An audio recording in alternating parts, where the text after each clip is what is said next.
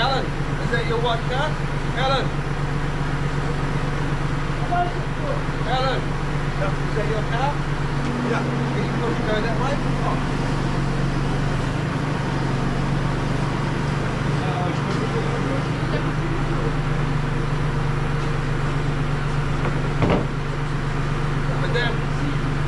Madam, you want the gate?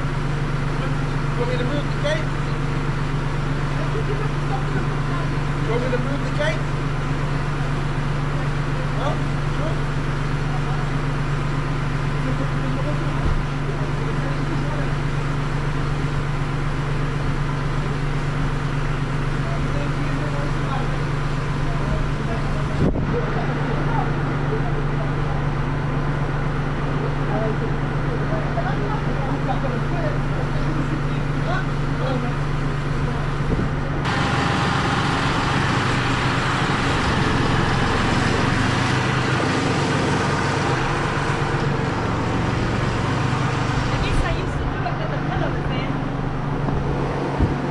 The car's in the way, the green car.